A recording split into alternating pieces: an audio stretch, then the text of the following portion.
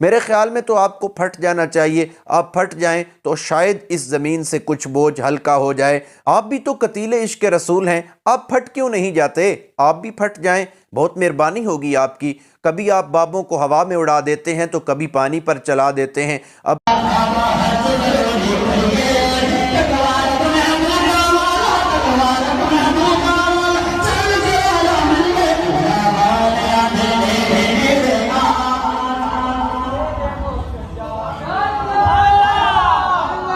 السلام علیکم. آج جن مولوی صاحبان کی ویڈیو لے کر میں حاضر خدمت ہوں وہ آپ کو بتائیں گے کہ یہ جو گھڑی، کلاک یا ٹائم پیس ہمارے گھر میں موجود اور مسلک سے نہیں بلکہ بریلوی مسلک سے تعلق رکھتا ہے. دلیل تو پھر مولوی صاحبان خود ہی دے سکتے ہیں. تو سٹارٹ کرتے ہیں آج کی ویڈیو. پہلی ویڈیو ہے کوکب نورانی صاحب کی, ویڈیو دیکھ لیں. لوگوں نے گھڑی پہنی ہوئی ہے.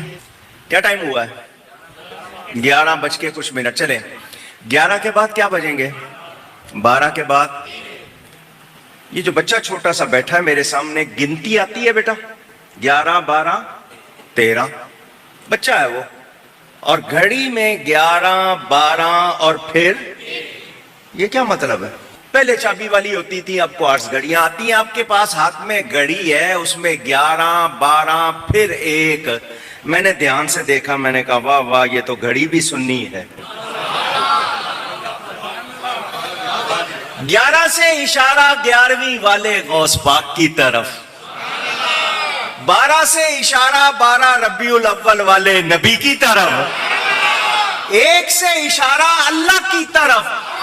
تم 11ویں والے سے ملو, وہ 12ویں والے سے ملائے گا, 12ویں والا تمہیں خدا سے ملائے گا. پاکستان کے مولوی صاحبان جو کہ بوڑھے ہو جاتے ہیں, نئی نئی بدعتیں ایجاد کرتے ہیں اور پھر نوجوان نسل میں وہ بدعتیں پھیلاتے ہیں اور انہیں کہتے ہیں کہ نئی نئی بدعات ایجاد کرو. جس شخص نے یہ گھڑی ایجاد کی تھی, اگر اسے پتا ہوتا کہ کل کو میری یہ گھڑی بریلوی ہو جائے گی تو شاید وہ گھڑی ایجاد ہی نہ کرتا. اس ویڈیو میں کوکب نورانی صاحب نے جو دلیل دی ہے کہ پہلے 11 آتا ہے, اس سے 11ویں شریف ثابت ہے, اور اس کے بعد 12 آتا ہے جس سے 12 ربیع الاول ثابت ہے, اور اس کے بعد 1 آتا ہے جو کہ اللہ تعالی ہے. 11ویں والے پیر غوث پاک عبد القادر جیلانی 12 ربیع الاول یعنی نبی کریم صلی اللہ تعالی علیہ وسلم سے ملاتے ہیں, اور 12 ربیع الاول والے ہمیں اللہ تعالی سے ملاتے ہیں. اگر یہ آپ کی دلیل درست ہے تو پھر 1 کے بعد 2 کیوں آتا ہے, 2 کے بعد 3 کیوں آتا ہے, اور 3 کے بعد 4 کیوں آتا ہے؟ کیونکہ اللہ تعالیٰ تو اس وقت تھا جب کچھ نہ تھا, اور اس وقت ہوگا جب کچھ نہیں ہوگا. تو پھر اگر اللہ 1 ہے تو اس کے بعد پھر 2 کیوں آتا ہے اور 3 کیوں آتا ہے؟ پھر آپ کے عقیدے کے مطابق تو پھر خدا بھی 2 3 4 اور 5 ہیں. آپ کی دلیل بالکل غلط ہے اور آپ کی عقل کنویں میں چلی گئی ہے, اس کا حقیقت سے کوئی تعلق نہیں ہے. اس لیے بے نور کوکب نورانی صاحب سے گزارش ہے کہ اپنی بدعات کو ثابت کرنے کے لیے گھڑی کا سہارا مت لیں. چلتے ہیں اگلی ویڈیو کی طرف. ہماری گھڑی بھی پیاری ہے, گھڑی بھی سننی ہے. یہ پہلے بجاتی ہے 11, ہاتھ اٹھا کے سبحان اللہ. پہلے بجاتی ہے 11, 11 کے بعد 12 اور پھر 1. اب آپ دیکھیں گھڑی پہ نظر کریں, گھڑی میں سب سے اوپر, آپ کی پوری توجہ یہاں, گھڑی میں سب سے اوپر کون سا حصہ ہے؟ گھڑی دیکھیے, اب اس کا ٹیسٹ ہے آپ سب سے, ٹھیک ہے. گھڑی میں سب سے اوپر کون سا حصہ؟ 12. سب بولے 12. جو بولے 12, اللہ پاک 12ویں کے صدقے میں اس کو حاجی بنا دے. میٹھا میٹھا مدینہ ہے. گھڑی میں سب سے اوپر کون سا حصہ ہے؟ 12. اب نیچے آئیے, الٹے ہاتھ پہ کون سا حصہ ہے؟ 11.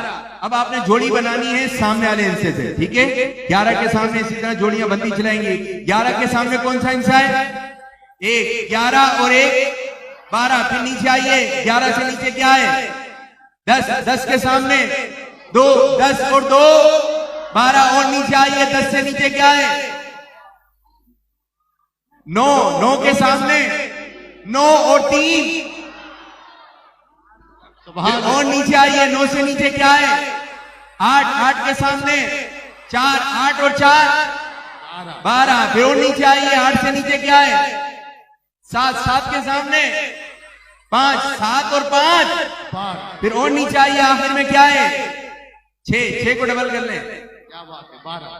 तो 12वीं हमारी तो रूह में सारी है 12वीं। ऐसे बंदे को मौलवी नहीं बल्कि मुतमईन बगैरत कहा जाता है, जो कि लोगों को ऐसे गुमराह कर रहा है कि इत्मीनान भी है और लोग भी मुतमईन हैं कि कैसी खूबसूरत दलील दे रहा है, और ख़ुद भी बड़ा मुतमईन है, लेकिन असल में ऐसे आदमी को मुतमईन बेगैरत कहते हैं और ये बहुत बड़ी डंडी मार रहा है। आप इंसाफ करें कि जब इसने 11 से 1 को जमा किया, 10 को 2 से जमा किया, 9 को 3 से जमा किया, सबको जमा करता गया, लेकिन जब 6 की बारी आई तो इसने 6 को 6 के साथ ज़रब दे दी, 6 को 6 के साथ मल्टीप्लाई कर दिया। हालांकि इसने 6 को 6 के साथ मल्टीप्लाई नहीं करना था, बल्कि 6 और 12 को आपस में जमा करना था, जो कि 18 बनता है, लेकिन इसकी दलील गलत हो जानी थी। इसने डंडी मारी और 6 को मल्टीप्लाई कर दिया। ये किस तरह 12 की दलील बनती है? और उसके बाद इसने 12 वाले हिस्से को तो बिल्कुल छोड़ दिया कि 12 को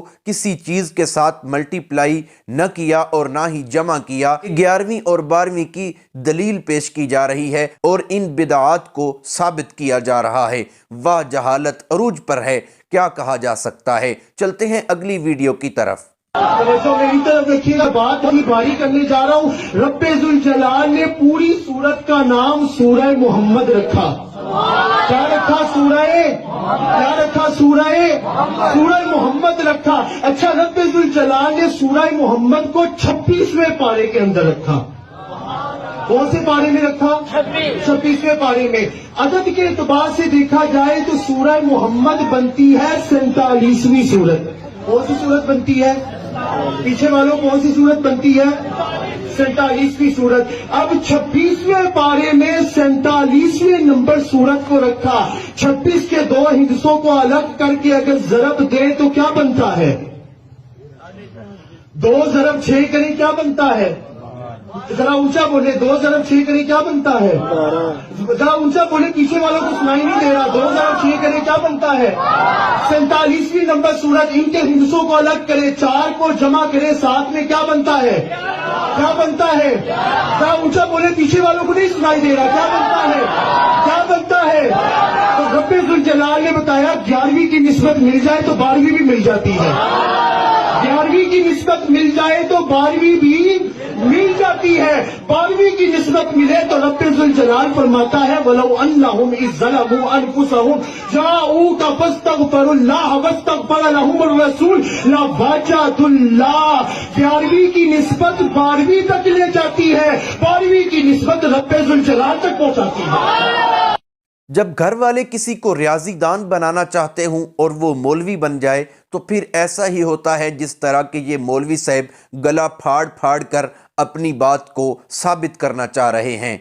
पहले तो बाबों को हवा में उड़ाकर इन्होंने फिजिक्स का कत्ल किया और अब ये मैथ का कत्ल करना चाहते हैं। घड़ी को पहले बरेलवी बनाना चाहते हैं और फिर उस घड़ी के ज़रिए 11 और 12 के हिस्से से अपनी 11वीं और 12वीं की बिदत को साबित करना चाहते हैं। ये दलील तुमने देनी है तो कुरान और सुन्नत से दो ना, तुम्हारा पता चले कि ये दीन इस्लाम की दलील दी जा रही है। और घड़ी को तो अपनी बिदात की भींट मत चढ़ाओ, ये ना तुम्हारी ईजाद है, ये तो एक यहूदी की इजाद है। दोस्तों, हमारे लिए दीन वही है जो नबी करीम सल्लल्लाहु ताला अलैहि वसल्लम की सुन्नत ने बताया है, और हमारे लिए दीन वही है जो सहाबा इकराम रिज़वानुल्लाहि ताला अलैहिम अजमाइन ने अमल करके दिखाया है और लोगों को बताया है। हमारे लिए वो दीन नहीं जो घड़ी से साबित हो, जो घोड़े से साबित हो या किसी और तरह से साबित हो, वो हमारे लिए दीन कभी नहीं बन सकता। हमारे लिए दीन वही होगा जो कुरान और सुन्नत हमें बताएगा।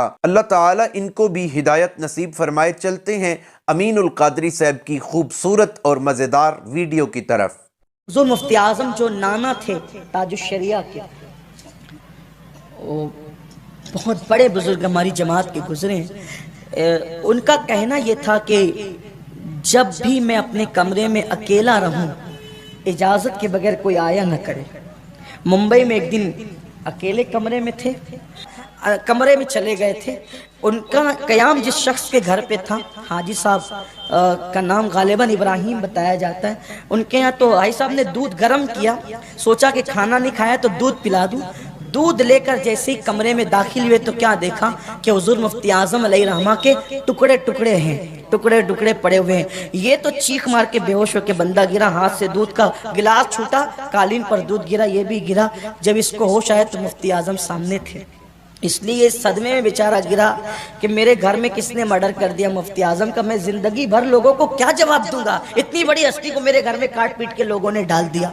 लेकिन जब ये वो होश में आया तो सरकार मुफ्ती आजम सामने खड़े थे, मुस्कुरा के कहते हैं हाजी साहब ये दूध मेरे हिस्से का नहीं था, कालीन का हिस्सा था, कालीन ने पी लिया। मैंने पहले ही कहा था कि मेरे कमरे में इजाजत के बगैर मत आया करो। आप आए कैसे? कहा सरकार वो जो भी हुआ हुआ, ये बताओ कि ये क्या था। ये मैंने तो आपके टुकड़े टुकड़े देखे ना, ये क्या था। कहा हाजी साहब जब तक मैं हयात रहूं पहले वादा करो किसी को बताओगे नहीं। कहा क्या था? एक जुमला का हुजूर मुफ्ती आजम ने, उसकी लज्जत लीजिए, क्या प्यारा जुमला का। कहा हाजी साहब मैं कतील इश्क रसूल हूं। मैं कतील कहते हैं जो कत्ल हो जाए, मैं कतील इश्क रसूल हूं, रोज जीता हूं रोज मरता हूं। झूठों की दौड़ में अव्वल नंबर आने वाले अमीनुल कादरी साहब ऐसी कहानी पेश करते हैं कि इंसान का अक्ल दंग रह जाता है और इंसान हैरत में डूब जाता है कि इतना इत्मीनान से भी कोई झूठ और कहानी बयान कर सकता है जितनी मुतमईन कहानी अमीनुल कादरी साहब बयान करते हैं। आपने वीडियो देखी है, जो कुछ बयान किया गया आपने सुना है कि वो पीर साहब कतील इश्क रसूल थे, वो अल्लाह के नबी सल्लल्लाहु ताला अलैहि वसल्लम के इश्क में कत्ल हो जाते थे, उनके टुकड़े टुकड़े हो जाते, यानी कि बाबा जी बिल्कुल फट जाते थे और फिर खुद ही जुड़ जाते। अमीनुल कादरी साहब अब तो कैमरा इजाद हो चुका है, आप भी कतील इश्क रसूल बने, हमें पता चले, लेकिन आप फट जाएंगे लेकिन जुड़ नहीं सकेंगे। मेरे ख्याल में तो आपको फट जाना चाहिए, आप फट जाएं तो शायद इस जमीन से कुछ बोझ हल्का हो जाए। आप भी तो कतील इश्क रसूल हैं, आप फट क्यों नहीं जाते? आप भी फट जाएं, बहुत मेहरबानी होगी आपकी। कभी आप बाबों को हवा में उड़ा देते हैं तो कभी पानी पर चला देते हैं। अब आपने कहा कि बाबा जी फट गए और फिर दोबारा जिंदा हो गए। दूसरी बात के सहाबा इकराम रिजवानुल्लाह ताला अलैहिम अजमाइन इश्क रसूल में क्या इनसे पीछे थे? वो सबसे आगे थे, लेकिन सहाबा इकराम रिजवानुल्लाह ताला अलैहिम अजमाइन शहीद हुए तो नबी करीम सल्लल्लाहु ताला अलैहि वसल्लम भी उनको दोबारा जिंदा नहीं कर सके। और ये बाबा जी हैं जो कि रोज़ जीते हैं और रोज़ मरते हैं। अल्लाह ताला इन सब को हिदायत नसीब फरमाए। उम्मीद करता हूँ वीडियो अच्छी लगी होगी। अगर अच्छी लगी है वीडियो को लाइक करें, शेयर करें, चैनल को सब्सक्राइब करें और अगर फेसबुक पर देख रहे हैं तो फेसबुक पेज को फॉलो करें। मिलते हैं एक नई वीडियो के साथ, तब तक के लिए अल्लाह हाफिज।